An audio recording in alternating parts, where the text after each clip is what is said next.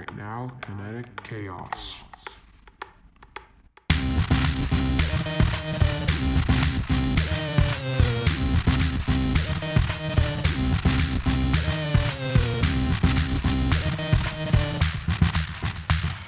Good evening, good afternoon, and good morning. This is Man vs. Mood, Episode 2. I am your host, Will, joined with me today by my good friend, Mike. How's it going, Will? Mike's not got the excitement that I do. I'm charged, ready to go. No, I'm doing good. This is kind of goes back to my old KCP days. I would try to bring a lot of heat at the beginning, get everyone warmed up, ready to rock and roll. We are doing good today, though? I'll get there. You will. No, not that we necessarily need a game show host, but Right. I like to make sure everyone is very aware of what we're doing, that we're here, and it's time to wake up and listen. Well, let's start off with what we always do when we start a podcast. Mike, what is something good that has happened to you in the last week since we recorded? Well, I have 2 listings coming up that are going to be going live this next weekend. Not this weekend, but the next one. So Let's tell me a little bit about them. That's a Hey, this is a quick. We can do whatever we want. So tell us just real quick, 30 seconds. What are the listings? both ranch level, or one's a ranch level house, the other one's a 2-story near Prairie High School. Really? And the first one's going to be listed at about $380, and the next one's going to be listed at about $460. Wow. How many square feet is the 460? I don't know, I have to look. I can't remember. Well, that's going to be good. And if anyone wants to get a hold of you about those listings, your contact info is 360-921-6863. 6863, everyone. Give Mike a call if you have any real estate needs. Well, something good that has happened to me in the last week is I got a massage. I know it's not fun and exciting or big and crazy, but for a guy like me who has broken down old bones, getting massaged is a big part of keeping me upright. So, you like massage? Oh, yeah. It's Oh, yeah. pretty dang awesome. I'm going to give a shout out to my massage therapist, Levon, at Tri Natural Healthcare down in downtown Vancouver. Kamala Griffith is the chiropractor. She's got 2 other great associate chiropractors and a bunch of wonderful massage therapists, so give them a shout out. It's very important to take care of your body, everyone, because with your mental health, your body health is very important too. So let's do this. Is just off the top. I didn't even tell you we were going to do this. Let's do a quick recap on what you thought of your very first podcast last week. Now, I'm not talking about rating yourself. I'm talking about what your thought of the entire experience was. I thought it was really good. I sent the link out to some other people and just kind of got their opinion, and wanted to get their reviews, and everybody that I sent it to loved it. They, a little bit hard to hear the first part, but we're working on that. Yeah, they definitely loved the message. They loved what we're doing. They said continue. This is great. It's not talked about, and it needs to be talked about. And I just had some really good feedback. How about yourself? That's exactly. I don't think I had quite as much feedback because I have done this before, but everyone that did reach out, the message was the same.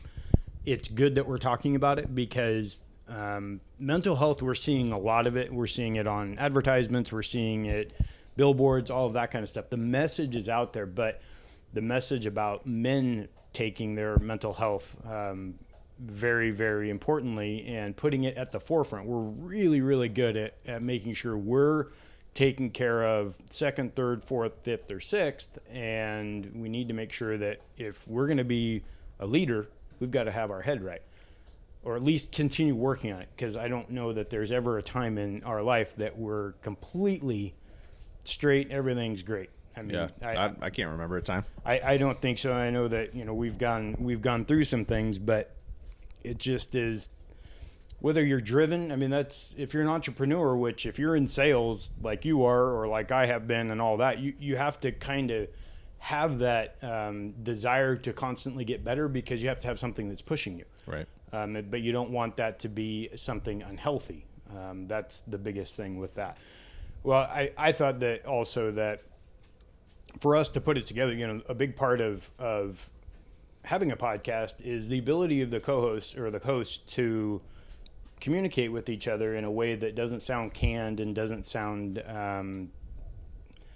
I don't know, forced. Produced. Yeah, produced, forced, things Yeah. like that. And I've been very lucky with Wes was my co-host on KCP, and Wes is awesome at it.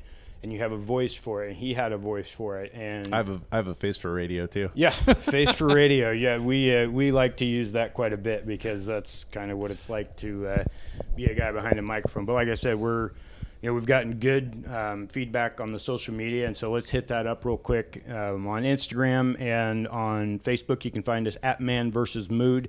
We also have a Facebook group that you can join as things progress and we get more things moving along. We'll have opportunities, and we want people to get in there and post questions and ask things that you would like us to discuss, because we don't need you if you're not comfortable being as forthcoming and vulnerable as we are. We still would love the opportunity to discuss something that you're feeling. And Right. Did you have anyone reach out or ask anything like that? Actually, yeah, one of my good friends from high school. Actually, I've known him since fourth grade. Actually, Wow. So That was a long time ago, man. yeah, we go back way back. He brought it up, kind of some of the things we were talking about in suicide and how that's really been really prevalent in their family. Really? Not with their kids or anybody directly, but indirectly through some of their kids' friends who've committed suicide and things like that. So he really wants to hear what we have to say. He wanted to even come on and be a guest to talk about how it's affected his family in a different way, not directly but indirectly.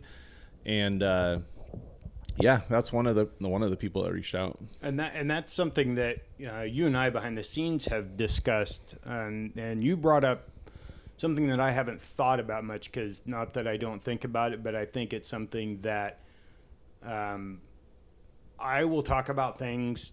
I mean, I'm pretty much an open book. I don't have a lot of, even if it's painful. Mm-hmm. You brought up triggers. And when you said that to me, it was something that really brought a lot of thought to the way I am approaching this, because I need to be respectful, or we need to be respectful of what causes others to flash back.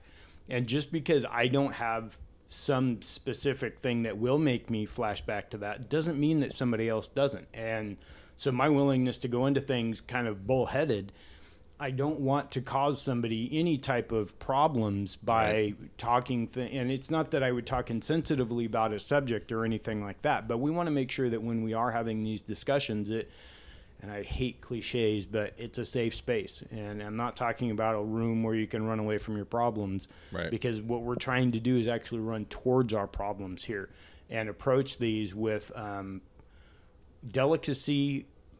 I would almost say like a masculine delicacy, in that we have a tendency to get in there and break shit, mm-hmm. but we want to do it in a way that we're not setting people back in their journey moving forward. I guess Correct. that's a good way to put it. Yeah, we constantly want to be moving forward and not backwards, or even stagnant. Yeah, we want to be in an upward trajectory.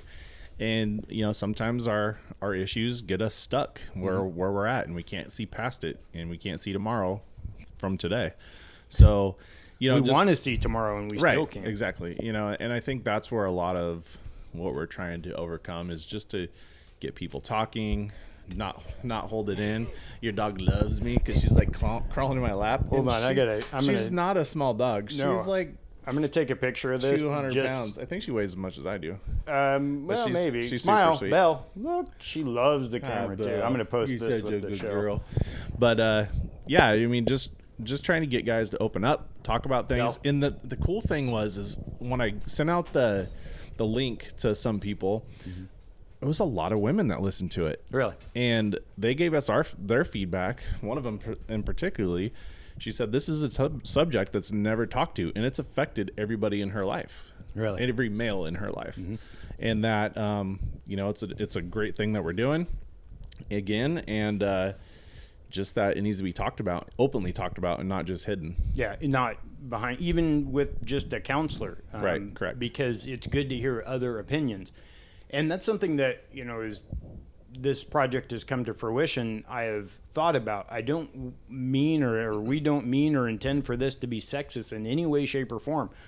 we want this to be an opportunity for men to identify with other men and realize that we're being vulnerable for you, or we're trying to be, and hopefully that will allow you, even if it's just one of you, to approach these things. So I'm hoping that women will embrace it, and maybe it will foster conversations at home. It could foster conversations with kids. There's a million different ways that it could go, and that's something that as I think about the project, it can become overwhelming, and knowing how many different paths there are for us to go down. To give a little bit of an idea of what we're looking at for men, I pulled up some numbers on men and depression, and this is off the American Psychological Association, and these are just some stats. I provided some last week, wanted to give a little bit more in-depth, I don't want to say analysis, but just numbers. So 9% of men in the United States have daily feelings of depression or anxiety. Now, 9% doesn't seem like a big number, but when you think of, you go to the football game and there's 1,000 people there, or let's say there's 2,000 and 1,000 of them are men, 100 of them are depressed or anxious on a daily basis. That's a major issue. If we said that's the real pandemic. Yeah. I mean, that is something that, and we don't even need to get into how that has had a cascading effect on mental health for everyone, having to sit at home, restricting ourselves from interactions with other humans, which for me has been, that has been a dagger in my soul, because I'm a connector. I've got to, even though I'm working on, whether it's the people pleasing or whatever it might be, that release of you and I sitting down for a couple of hours and talking. You walk out of there, I have a buddy Tyler that's interested in this stuff too. He and I will do the same thing, and you walk out of there and it feels like an 80-pound anvil has been removed from your chest because you've had an opportunity to connect with somebody. Just get it off your shoulders, Yeah. And that's safe. why I love our meetings. Like, even before we started this, we meeting with you at the coffee shop, we would sit there and we'd talk, and we'd honestly, it started out as trying to talk about business and how to grow business, and it just turned in, or morphed into, what it is now, just talking about life, what we're struggling with and what's going on with our daily lives, and just, guys just being guys. Guys being dudes. So 1 in 3 men have shared that they take medication for their anxiety and depression. I'm on medication for mine. All right. And see, that's something that I am not. I do some... and it definitely helps. I was very against it at first, just because I don't want to put more medication or stuff in my body. Yeah. But mentally, it's helped a lot. Like, I was at the point where I was not wanting to really be here anymore, with a lot of stuff going on in my life and some of the stuff that I've uncovered through counseling. And I was just like, man, something's got to change, because if it doesn't, then I don't know how much longer I'll be here. Yeah. And that's recent. That wasn't that long ago. And for you to notice a change that isn't just a placebo effect, because it takes time for medications to build up in your system, and for the pharmacology to have an impact on your central nervous system and things like that. And I have used antidepressants in the past as well. I know for me, my biggest medicine is the gym. If I'm not in there, I'm not myself. Mm-hmm. And we're, as we've said before, and we'll always say, we are not medical doctors and we're not providing medical advice, but I use some supplements. A big one for me is ashwagandha. Never heard of it. It is, every one of them is an ancient herb. It sounds like bat guano to me. Yeah, no, it is not bat guano. Ashwagandha it's kind of calms your mind, but it has been used for everything from ADD to anxiety, depression, things like that. But it's naturally occurring, and it's in one of my pre-workouts. That is something that has helped. But you have to balance. You have to find what one of the medications or what combination of things work for you to help alleviate those feelings. Because one thing that I think men don't quite understand is that you can go in and try one antidepressant, And a lot of people, especially now, we give up on things so quickly. If they don't see a result in 2 weeks, well, nothing works. It's all over, and we're just going to go back to where it was. Right. Now You have to give it a real 30 days. You have to give it at least 30 days. And if that, let's say it's an SSRI, if it's Cymbalta, I'm just pulling a name out of thin air. Viagra. Which Yeah. I found the true medical term for that. it. Go ahead, Mike. Lay it on us. My cock's a flopping. That is the medical term for Viagra. For Viagra, everyone. We got dad jokes. I came up with a dad joke the other day, and I almost tweeted it out, but then I figured out that it was already taken. But it was an old Norwegian thing. Anyway, no one needs to know that joke. It's really dumb. But but in terms of the medications, if after 30 days you're not seeing a substantial difference, or you see, and if you hear a bird in the background, shut up, Pika, she's just talking,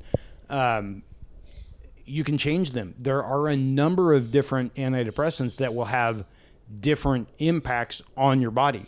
And so don't give up if in 30 days you don't see, and it's not going to be drastic, and you have to take other steps to go along with it. Like you almost have a stack. Mm-hmm. You have medication, you have counseling, you have your books, your reading. Yep. So it's not like I have other guys I can talk to. Exactly. You have multiple outlets. And of course, when, as we're talking about taking medication, we're not saying go figure out on your own. You're working with the medical professional. Absolutely. And you're in contact with them.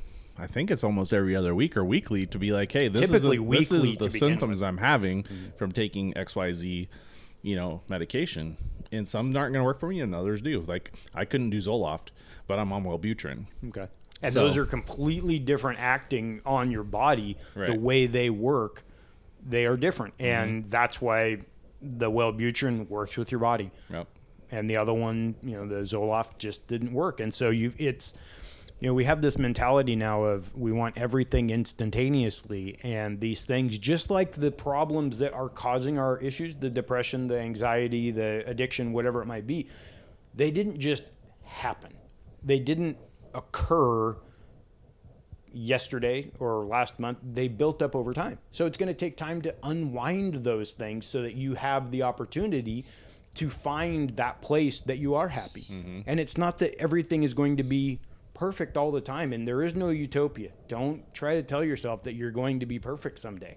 Yeah, and and a lot of it comes from work, comes from your relationships, comes from how you feel about yourself externally, internally,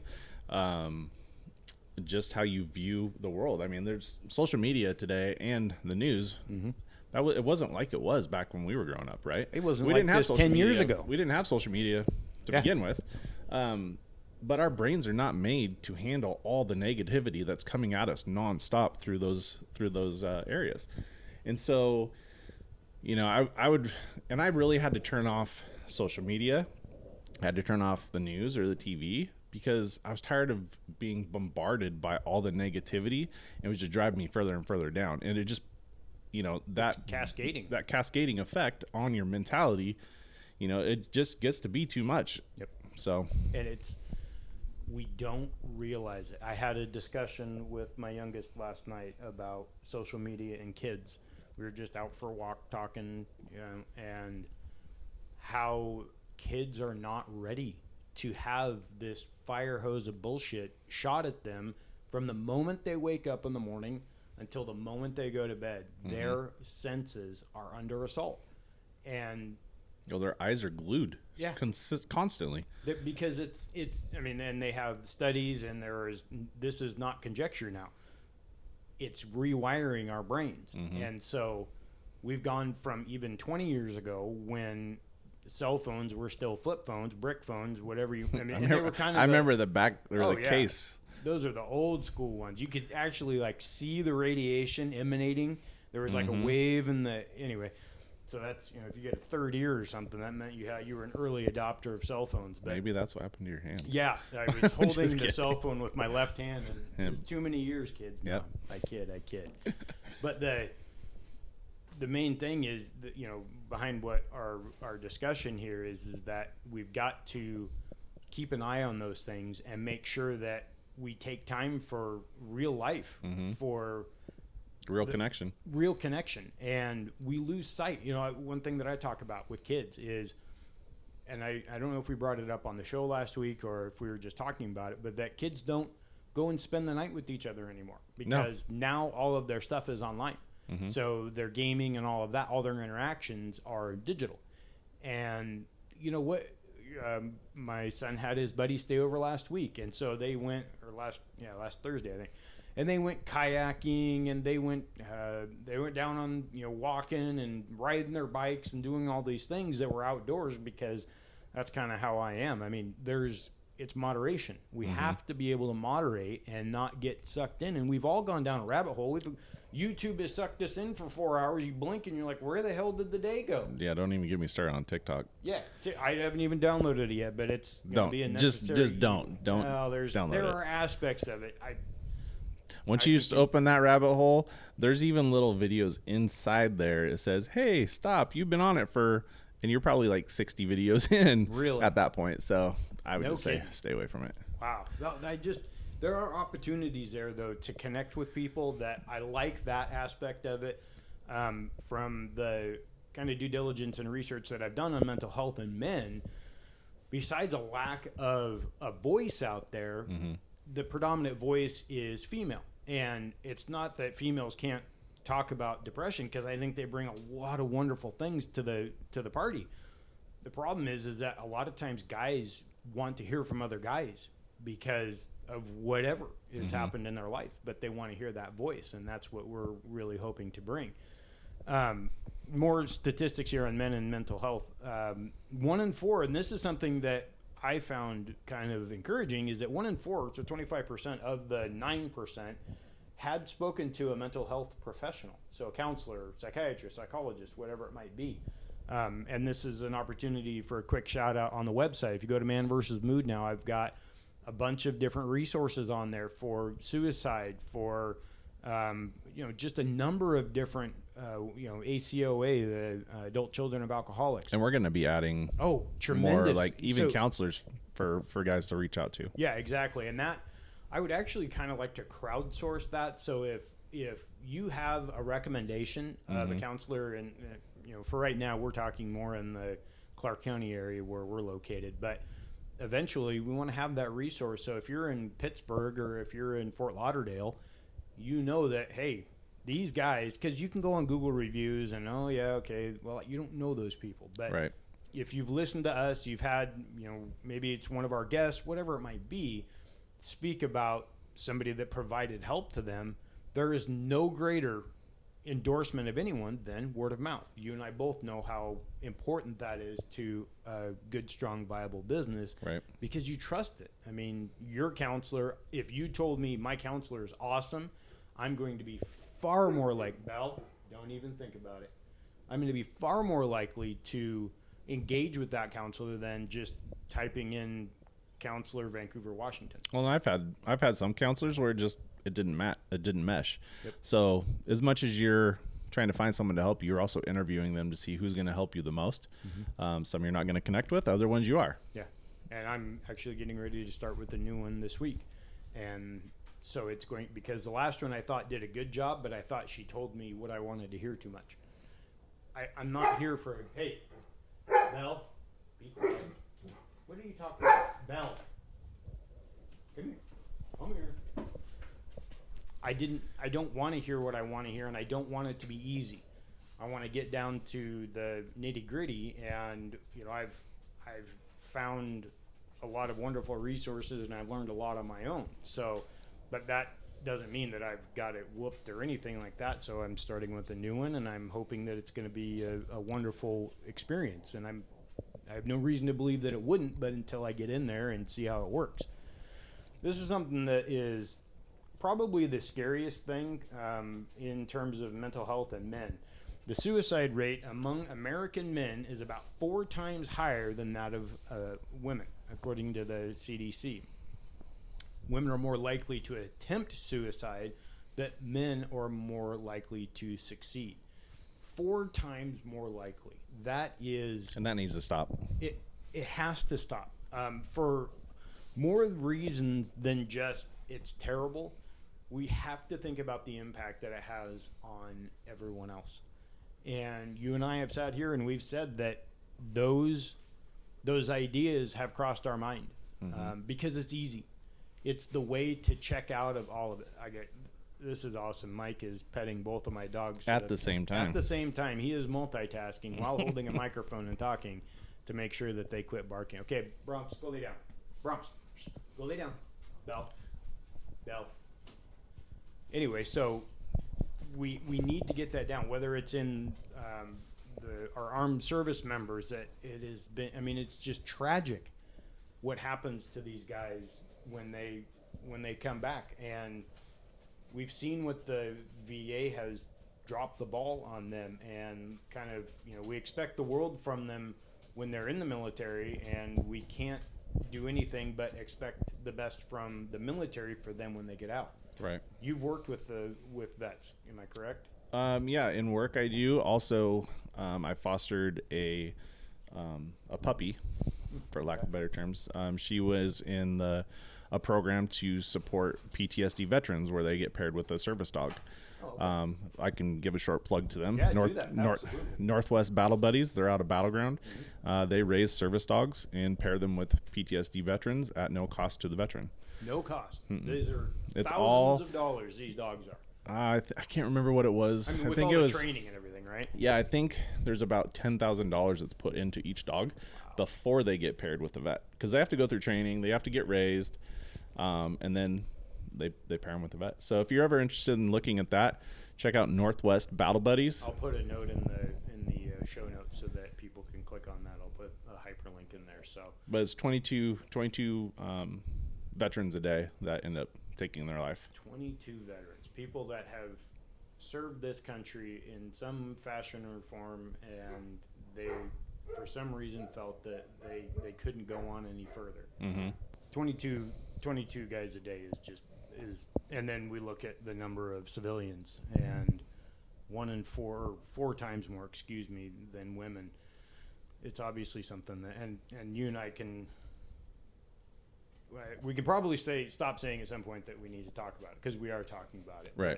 But I think what I continue to say it is that I'm trying to encourage others to engage with us so that we can have a discussion that's bigger than just you and me. Because if this situation is as dire as we're saying it is, then guys we had good numbers on our downloads. Now I know that out of all those people, let's say half of them are women. We have dozens of guys now. Well, and those women know a lot of men or males in their life that are struggling. I have one I work with. She was in my office today, and I was talking to her, and she just said, I want my boyfriend to listen to this because I think he struggles with depression, or I know he struggles with depression. I want him to hear this. And to give everyone just a quick reminder from last week, what does depression look like? What is a quick overview of that? And this is according to Healthline. That you're looking at changes in mood, differences in your work performance. Are you just not doing things as well as you used to? Changes in weight, that can go both ways because it will manifest itself in different manners for different guys. You may just quit eating completely. Sadness, hopelessness, just a loss of pleasure in life. And I know that's something that for me, especially in the last year, has probably been the most striking thing to me, is that it's just, you kind of float along. Even going to the gym, as important and as much as I love it, I haven't gotten the same feedback from myself that this is something that I enjoy. I think probably the first time that I had felt really good and excited was when we went whitewater rafting back in August with our friends at West Tia. That was probably the first time in months, and I could be forgetting something, but that I had been just man, this is just fun. All the other bullshit went to the side. I was like, this is just a good time. I don't have to worry about anything, even though, we're doing something that is relatively dangerous. That's not the way I look at it. So, and then the last thing that they had mentioned here was physical symptoms, headaches, stomach issues. I know for me, diet notwithstanding, the stomach issues, they would ramp up when I get very, in just not in a good spot. Well, the biggest thing I can correlate that to was from when I was playing sports as a kid. Butterflies, your stomach is always in knots, or and that can definitely affect everything. How your mood is and how your just anxiety, everything. If you're wrapped up like a like a top or whatever, yeah, your insides are going to be screaming at you one way or another. And it feels like it's a rubber band that is stretched to its tightest right before it snaps. And you can almost see it cracking a little bit, but you're so wound up in it that, and like they say, it's self-perpetuating, because you feel bad about yourself or whatever it is, and then you continue to just grind and grind and grind, and then you sit back and then you get upset about the fact that you're upset, and that creates it's an avalanche. I call it an avalanche of shit, because that's what it feels like. And you wonder when it's going to stop coming downhill at you, and it will, but we have to be the ones that grab the bull by the horns and say, I need help. Yeah. That's the hardest thing. It's okay to not be okay. Exactly. And I've reached out to someone this week that said, hey, I'm having a really shitty week and I'm not doing okay. I think we delayed our podcast by a day because we were both having bad days. But I had someone I could reach out to and it was good to talk, good to get it off my chest. And if you don't have that, it's tough, and then that's where people are starting to turn into alcohol or, other addictions. On TV. Right. You just escape. You're in escape mode instead of let's deal with it mode, and that's the biggest, one of the biggest things that I've really connected with in my life of depression. And I haven't been depressed all my life by any means. I've had, a lot of great times, a lot of good people in my life, but there's just certain circumstances that come into play, and, it's tough to get over those sometimes without guys in your life or someone to talk to or a place to go that's a healthy outlet. Yeah. And there's an intervention there, not an intervention like the television show, but it's just when you have a discussion, that is releasing, if you sit down like you and I are, you're releasing chemicals in your brain that make you feel good. Mm-hmm. That is an intervention, just like taking a pill is. It's just you're doing it naturally. It's a dopamine hit. Exactly. Dopamine, serotonin, all of these things come into play. And yeah, and that's a very good point, that it's not that we're depressed all the time or that we're super low or we're super high, because that's more of a bipolar type thing. Mm-hmm. But what we really like to talk about is training our minds so that we're prepared to deal with the shit down the road that we were unprepared for in the past. It's less of a pothole than it has to be. Exactly. There's, if you're Tom Brady, you train every day to be a quarterback in the NFL.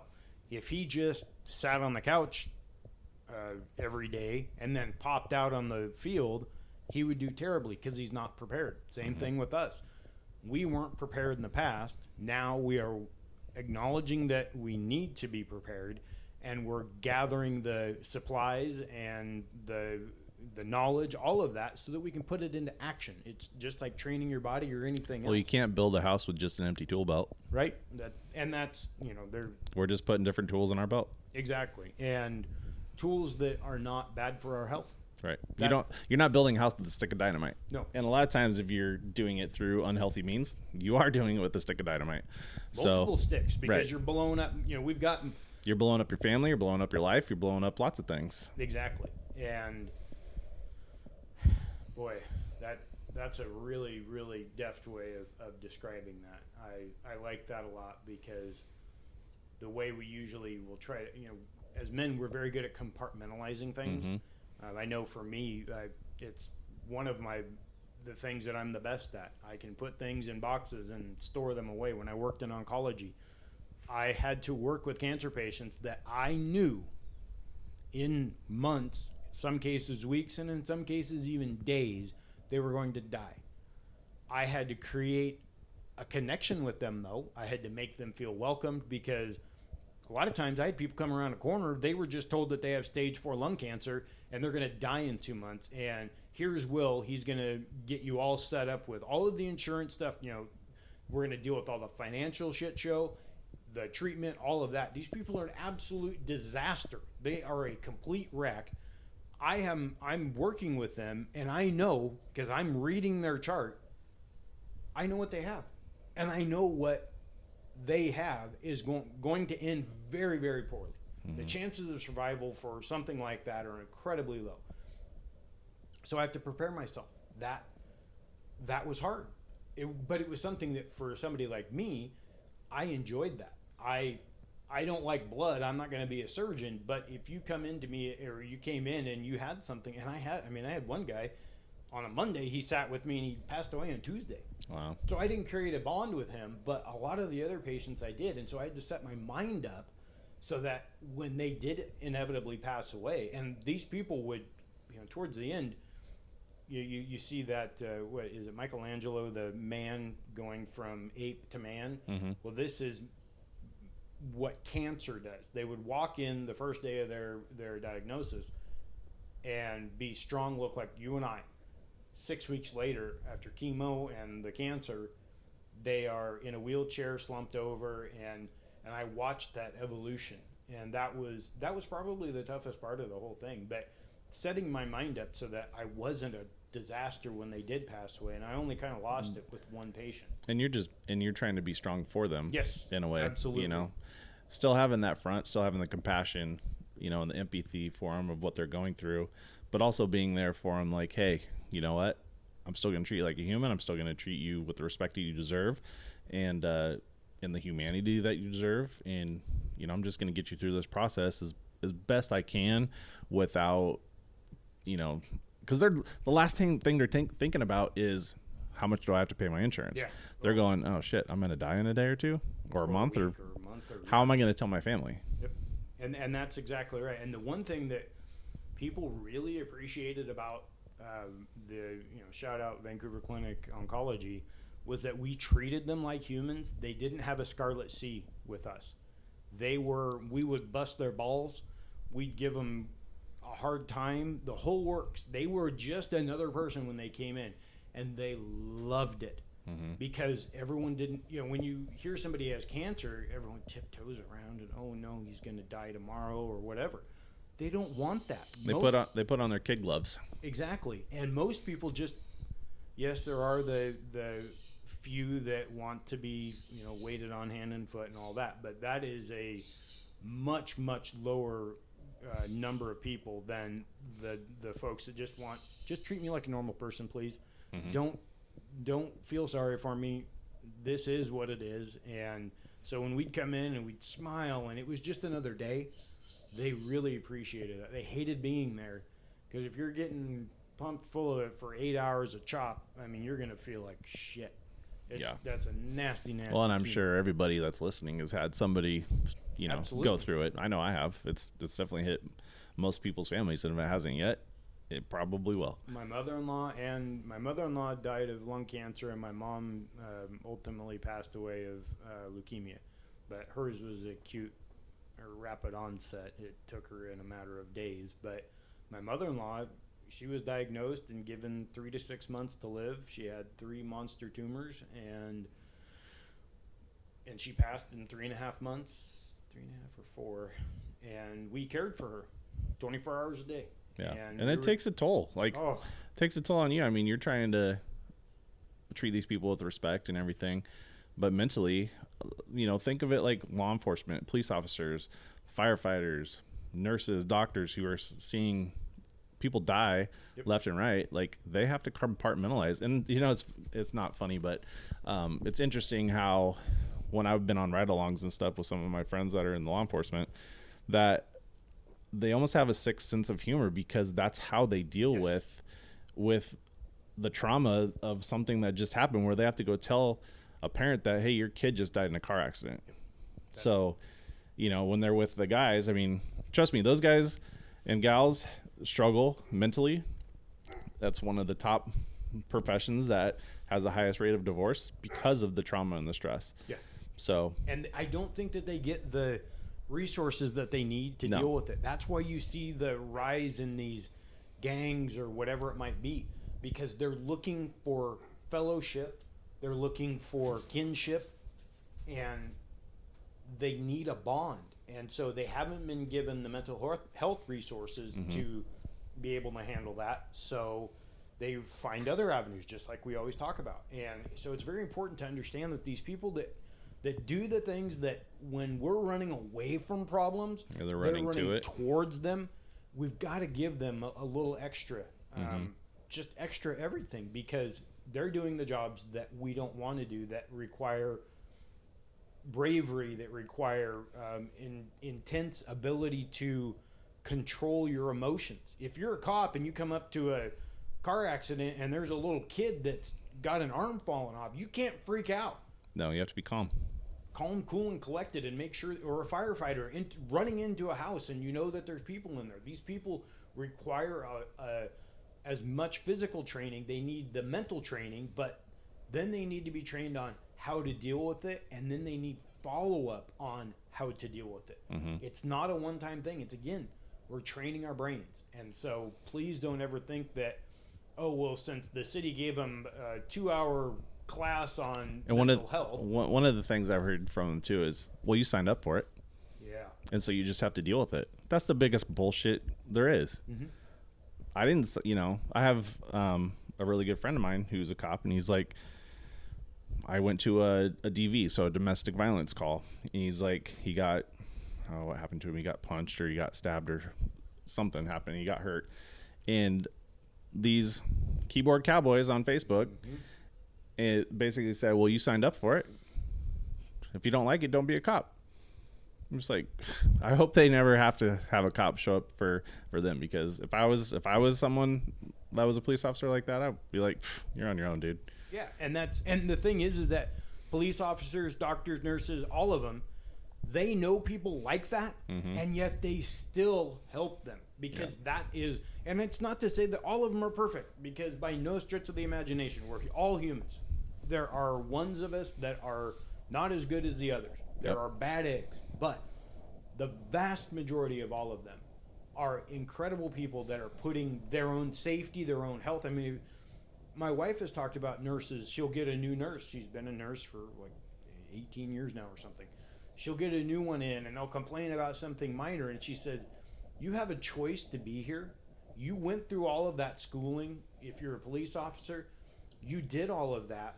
And that training is brutal. Oh, it's absolutely brutal. So use it. Don't find a way to handle the situation that you're in. But if you're going to be a nurse, you're going to move forward with whatever that is. But then it's on our side, the ones that are the recipient of the care.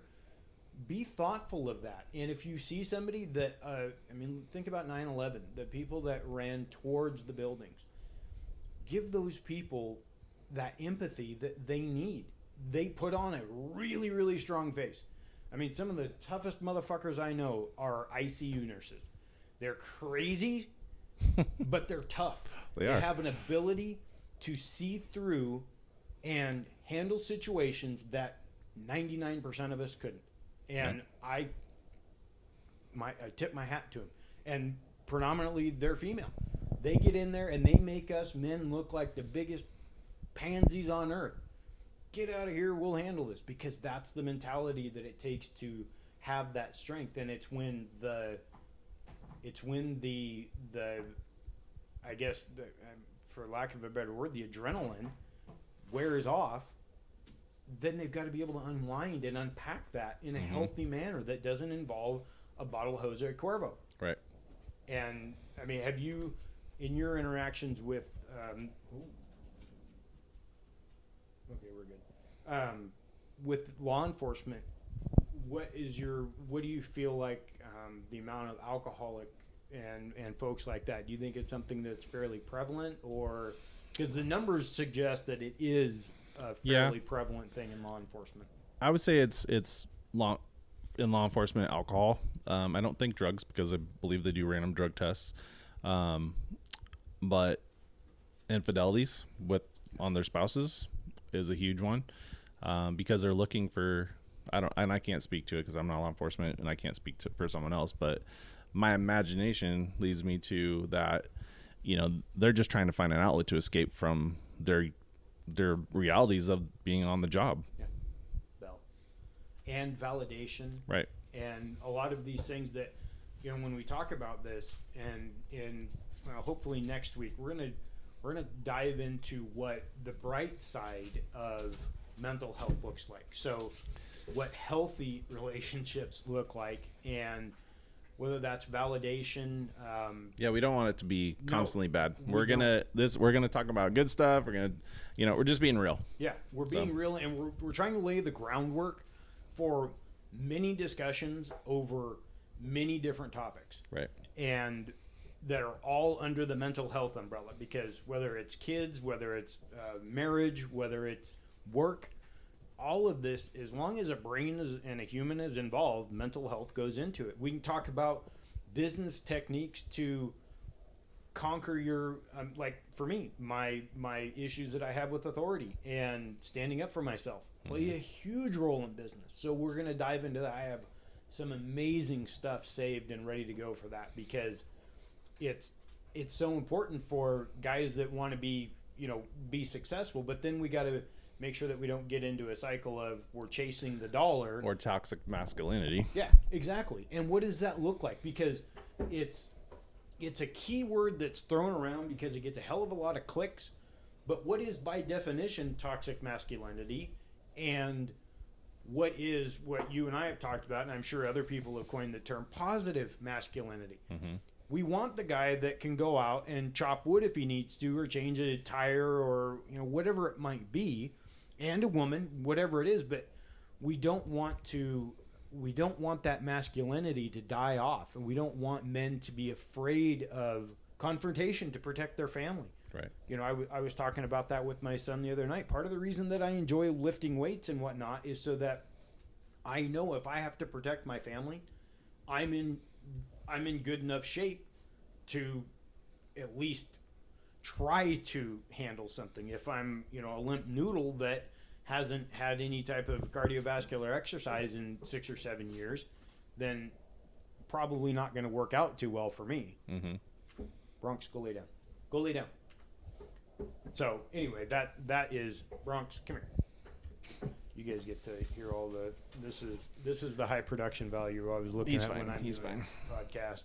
We'll be moving to a different location. Yeah, well, and that's Eventually. something else that we want to do is talk about where we want to do these types of things, because you and I want to branch out into. I'd love to do it in a bar, or not bar, but especially if we're talking about alcohol. But like maybe a sports bar where they have more than just alcohol, and just having people there, and we're talking, and people bring us taking questions from the audience, or whatever it might be, because again, we might have a basket with like a silent thing where you put in a note, whatever it might be. So look for that, and if you're a restaurant or bar owner or something, and you know what, or you agree with what we're doing and want to help spread the word, then we would love to come sit there. Absolutely. Well, with that, I think this is a show that's gone by quickly. We've covered a lot already. Yeah, it really has. It flies by. It usually does. You'll figure that out. You get into this little bit of a warp when you're talking and recording and things like that. So again, we're going to cover the socials. ManVsMood on Facebook, on Twitter, on Instagram. There's the Facebook page, ManVsMood. If you have a question, please post it up there. If you don't want your name to be used, please email me, william@manvsmood.com, and I'll get your email, and I'll make sure. You don't have to even put your name on there. So actually, and I'm looking at starting another, whether it's Telegram, WhatsApp, something like that. So if there is some anonymity that needs to be involved, you're just Signal, I know, is another one. So I've been looking at those.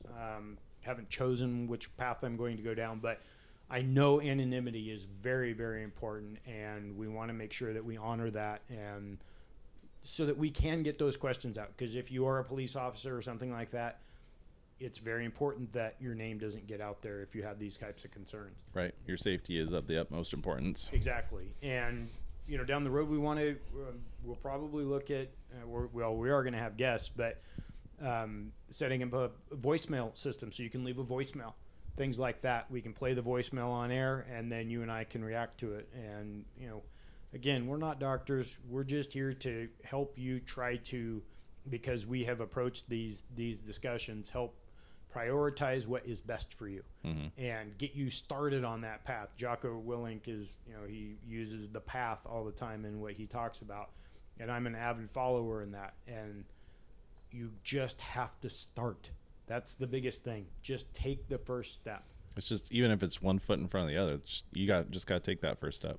Absolutely. Is there? Let's get your socials. What's your social? Oh, I got a new one, so I don't have my business Mikey B. Instagram anymore. It's Mikey B, the real one, and it's put a number. that on It's a the number show one, not one or ONE. It's number one. So. And I am at One Hand Man on the Twitters and One Hand Man 77 on Instagram. So check us out. Shoot us an email. Give us your feedback. If we suck, you don't have to tell us we suck. We would love constructive criticism. Absolutely. Again, if there are topics specifically that you would like to talk about, this is probably the 5th time I've said that, and we'll get off that as we move down, the shows.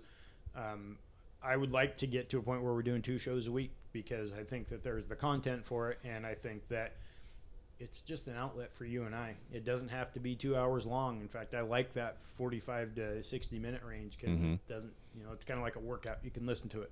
Right. So anyway, with that, thank you very much, everyone. You have any last parting words for us, Mike? Make it a great day. Make it a great day. Make tomorrow better than today, and remember to care for your other humans out there. And care for yourself. Exactly. Do something for yourself in a positive way. In a positive way. We go.